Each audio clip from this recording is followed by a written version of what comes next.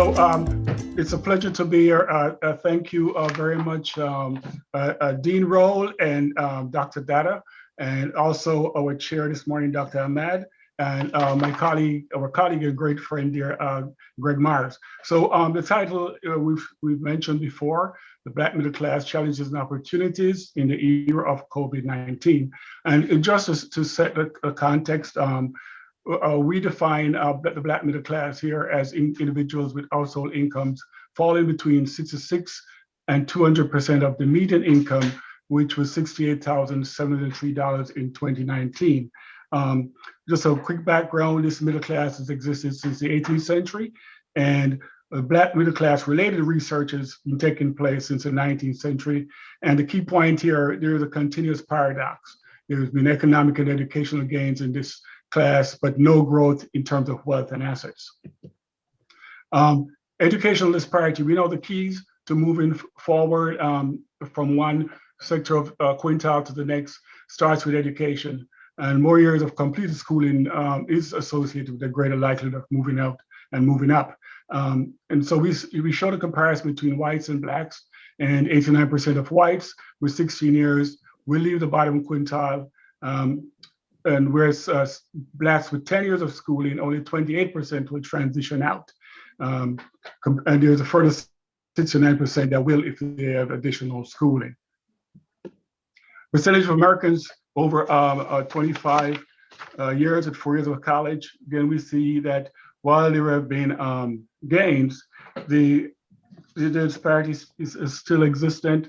And so between 2000 and 2010, there was actually an increase in undergraduate enrollment, but again, between 2010 and 2018, enrollment has declined. So we have these peaks and valleys, and more as valleys in terms of consistency. And here we come to income and wealth, and we look at the difference here. There is a big difference between the Black middle class and the white middle class. When we use the yardsticks of occupation, income, wealth, and education. And so key points here is for every dollar of white middle class wealth, the Black middle class has a 15 cents.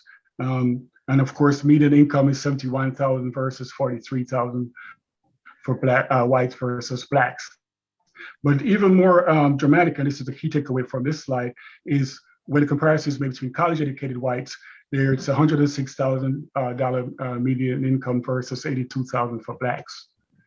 This chart, I just want to highlight 3 points on this chart. It's a chart that shows how things changed, or for positive or negatively between 1968 and 2018 on key indicators. But I'm just going to focus on median household income, median household wealth, and home ownership. And when we look at median household income, we notice that did go up, the gap increased from 71% to 82% over those 50 years. When we look at wealth, the gap also increased. And when we look at home ownership, which is very critical, home ownership is one of the key drivers for wealth generation for blacks and minorities in general. And so the way that moves and the way that grows is a key indicator of opportunities for moving up into the middle class and ultimately staying in the middle class. Incomes grouped by race and socioeconomic status. When we look at 1980 versus 2017, the indicators are again the same. We see this disparity. Now, one point here that we need to be noted is that overall the middle class has declined over that period of time. Unfortunately, the disparity continues. The key wrap up here is in this section is the mobility gap. And we wanted to just underline and stress how this undermines equality and inequity. So in the United States, 25% of blacks versus 40% of 41% of whites are in the middle class, 11% of black households versus 7% of white households. And we see that a 4-year college degree, which we touched on before, promotes upward mobility. And there are 45% of blacks without a college degree were stuck in the bottom.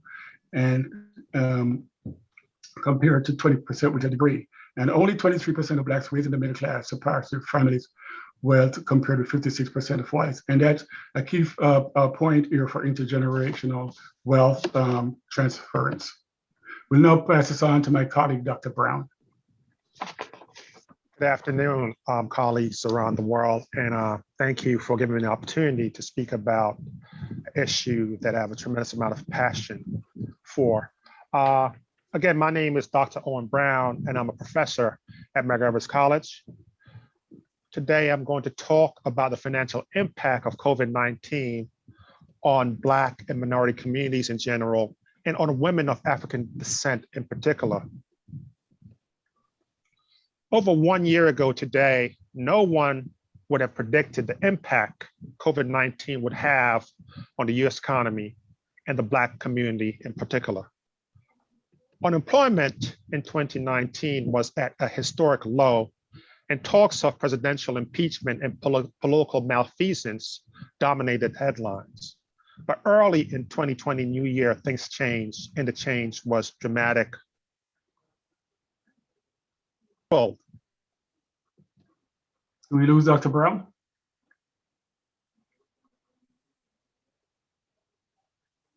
Dr. Brown, are you there? Maybe it's an audio issue.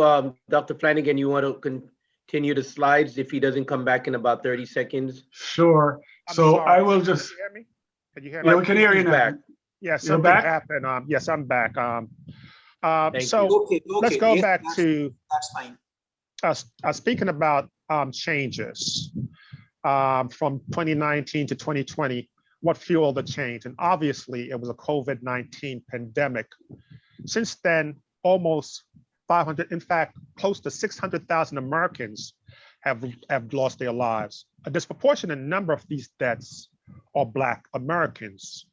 According to the Economic Policy Institute, Black Americans constitute a large share of the COVID-19 related deaths when compared to their white American counterparts. According to the CDC study, older people infected with the virus were more likely to be hospitalized. Men were more likely to endure severe cases than women, and Black people were hospitalized at a higher rate when compared to their white counterparts. The study also found that hospitalization rate for COVID-19 had been significantly higher than for recent outbreak of the influenza. Black disadvantages is not limited to high level of infection rate, but also include a disproportionate impact on their pocketbooks. According to a Pew study, Black and Hispanic job losses were greater as a proportion when compared to white Americans. And I want you to just bring the slides, Dr. Flanigan, to just go forward. I'll tell you when to stop. Keep going, keep going, keep going. Stop, right? Now go back, Dr. Flanigan. So this is the Pew study.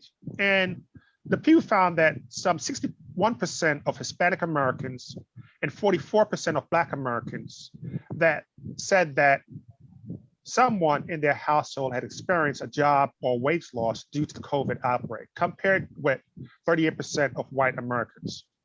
These changes were up from the March survey when 49% of Hispanics, 36% of Blacks, and 29% of whites said their household had experienced either a job loss or a loss in wages. Next slide, Dr. Flanigan.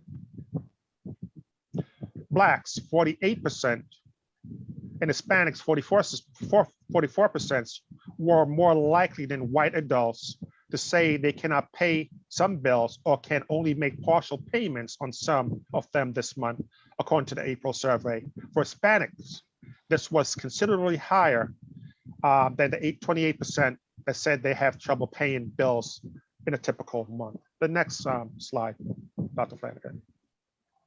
According to the Institute of Anti-Racism in Medicine, Black women sit squarely at the confluence of multiple systems of oppression and are experiencing disproportionate loss of life and livelihood in the era of COVID-19. The next slide, Michael.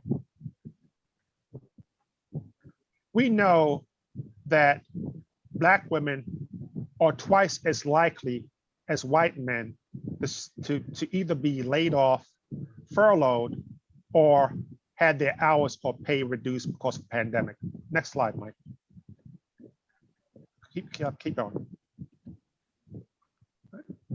Women on average are paid 18% less than men here in the United States, but it's worse for Black women and Latinas. For Black women, they are paid 38% less than white men, and for Latinas, they are paid 45% less than white men.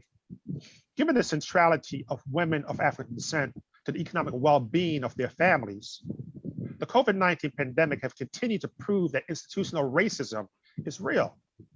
And women in general, and women of African descent in particular, are most vulnerable to American system of racial exclusion and punishment. With that, I'd like to thank you for listening to my presentation, and we are happy to field any questions that you may have on